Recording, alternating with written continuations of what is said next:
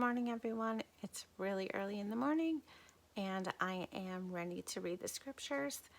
And today we are reading Genesis chapter 7 through 9. And I was really tired recording the video, so sorry for any mess ups that I did. I hope you all have a wonderful and blessed day today, and I will see you again soon. Genesis chapter 7. Then the Lord said to Noah, "Go into the ark, you and all your household, for I have seen that you are righteous before me in this generation. Take with you 7 pairs of all clean animals, the male and his mate, and a pair of the animals that are not clean, the male and his mate, and 7 pairs of the birds of the heavens, also male and female, to keep their offspring alive on the face of all the earth. For in 7 days I will send rain on the earth,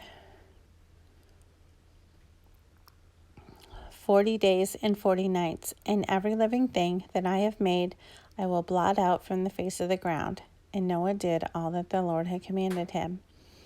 Noah was 600 years old when the flood of waters came upon the earth, and Noah and his sons and his wife and his sons' wives with him went into the ark to escape the waters and the flood.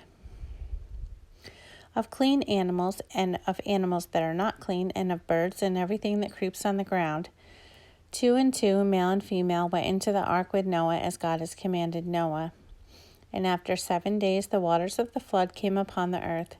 In the 600th year of Noah's life, in the 2nd month, on the 17th day of the month, on that day all the fountains of the great deep burst forth, and the windows of the heaven were opened. And rain fell upon the earth 40 days and 40 nights. On the very same day, Noah and his sons, Shem, Ham, and Japheth, and Noah's wives, and the 3 wives of his sons with them entered the ark. They and every beast according to its kind, and all the livestock according to their kind, and every creeping thing that creeps on the earth according to its kind, and every bird according to its kind, every winged creature. They went into the ark with Noah, 2 and 2 of all flesh, in which there was the breath of life. And those that entered, male and female of all flesh, went in as God had commanded him, and the Lord shut him in.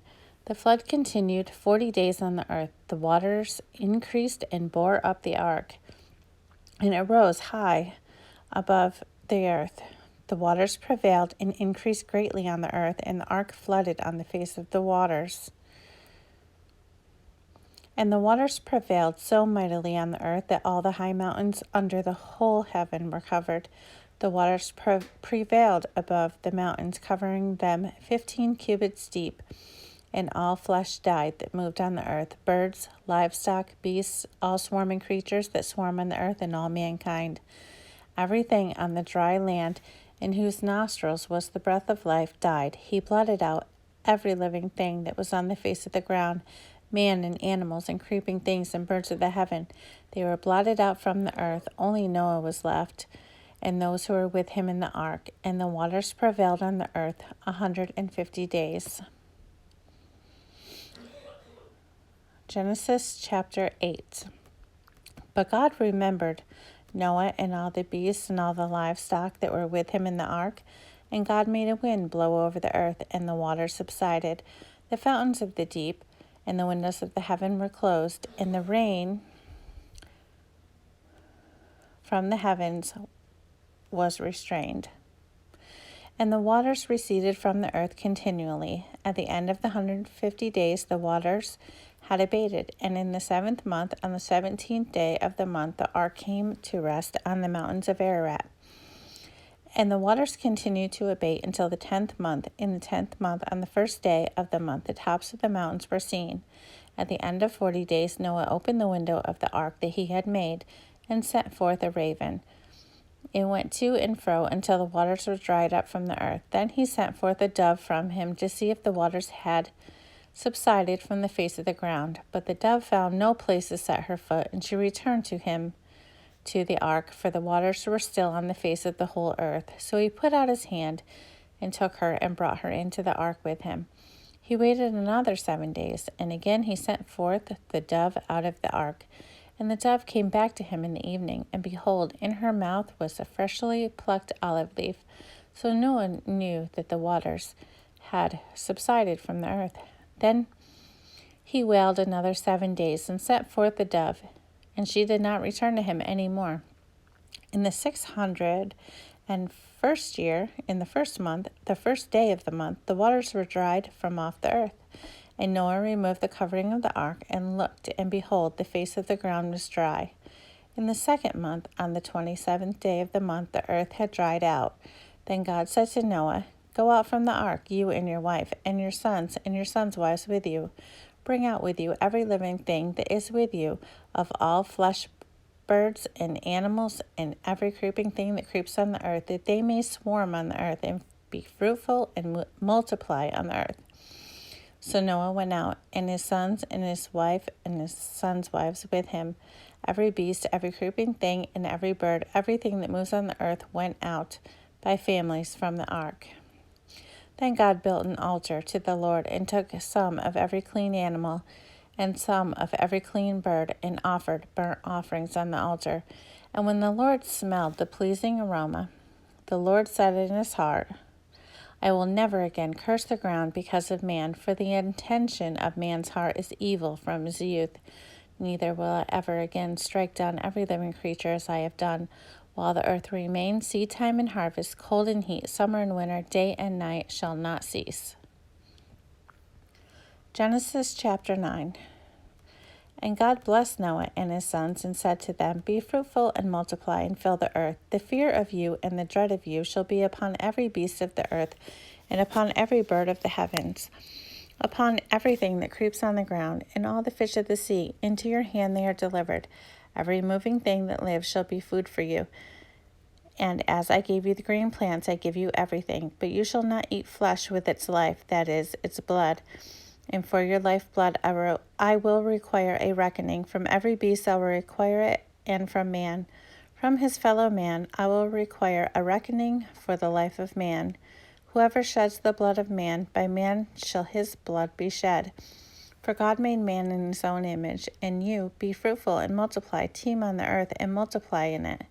Then God said to Noah and his sons with him, Behold, I establish my covenant with you and your offspring after you, and with every living creature that is with you, the birds, the livestock, and every beast on the earth with you, as many as came out of the ark, it is for every beast of the earth. I establish my covenant with you, that never again shall all flesh be cut off by the waters of the flood, and never again shall there be a flood to destroy the earth. And God said, This is the sign of the covenant that I make between me and you and every living creature that is with you for all future generations. I have set my bow in the cloud, and it shall be a sign of the covenant between me and the earth. When I bring clouds over the earth, and the bow is seen in the clouds, I will remember my covenant that is between me and you and every living creature of all flesh, and the water shall never again become a flood to destroy all flesh. When the bow is in the clouds, I will see it and remember the everlasting covenant between God and every living creature of all flesh that is on the earth. God said to Noah, This is the sign of the covenant that I have established between me and all flesh that is on the earth.